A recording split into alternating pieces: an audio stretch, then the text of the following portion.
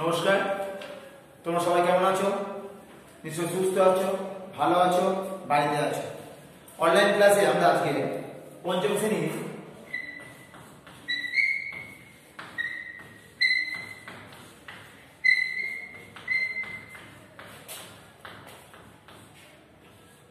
বাংলা ব্যাকরণে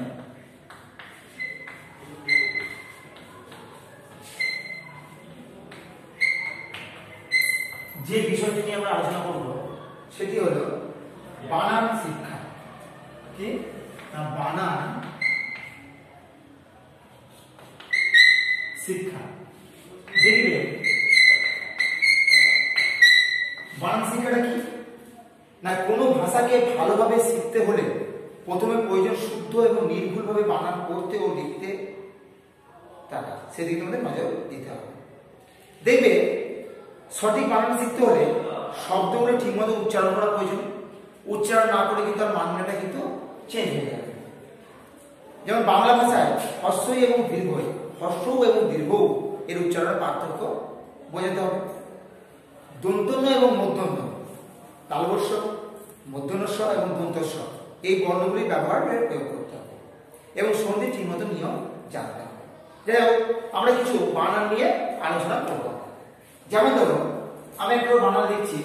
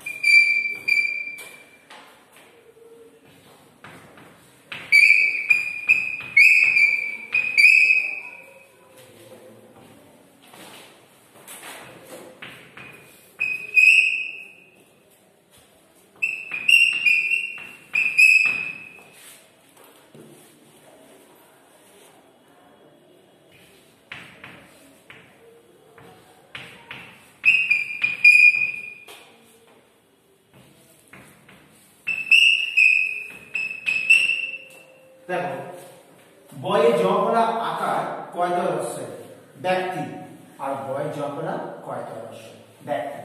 দুটো দেখো বানান দুটো কিন্তু আলাদা এবং কিন্তু উচ্চারণ কিন্তু এক। তাহলে এখানে সঠিক বানান কোনটা হবে না, বয়ে জফলা কয়তর হ্রস্বই, এটা হবে। এটা হচ্ছে অশুদ্ধ, এটা হচ্ছে শুদ্ধ। আমাদের ব্যাকরণ বানানটা কি, আমাদের বয়ে জফলা আকার কর কয় আকার র মূর্ধন্য, না বয়ে জফলা আকার ক র মূর্ধন্য। তাহলে কোনটা হবে, বয়ে জফলা আকার ক র মূর্ধন্য। এটা কিন্তু ভুল, এটা ঠিক। আবার দেখো দুটো অবস্থা, দয়স্য রয় আকার ব দন্ত সহায়তায় আকার, না দয়স্য র ব দন্ত সহায়তায় আকার।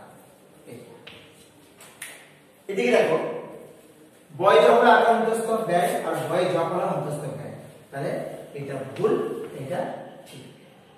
ব্যবস্থা বয়ে জফলা আকার ব দন্ত সহায়তায় আকার, না বয়ে জফলা ব দন্ত সহায়তায় আকার, বয়ে জফলা ব দন্ত সহায়তায় আকার, এটা ঠিক।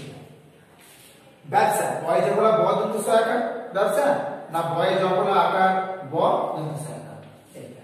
তাহলে নিশ্চয়ই বুঝতে পারছো উচ্চারণ এক হলো কিন্তু বানানগুলো তে বিভাগ দেখাচ্ছে, ভাগ দেখাচ্ছে। দেখো এখানে কি, এটা এখানে আকার আছে, এখানে আকার নেই, ঠিক আছে। এখানে দেখো বয়ে জফলা আকার ক আকার রয়েছে, এখানে কিন্তু আকার নেই। তাহলে আকারের জন্য গোটা মানাটা কিন্তু চেঞ্জ হয়ে যাচ্ছে। এই বানানগুলো তোমরা ভালো করে দেখে নেবে, মুখস্থ করে নেবে। নমস্কার।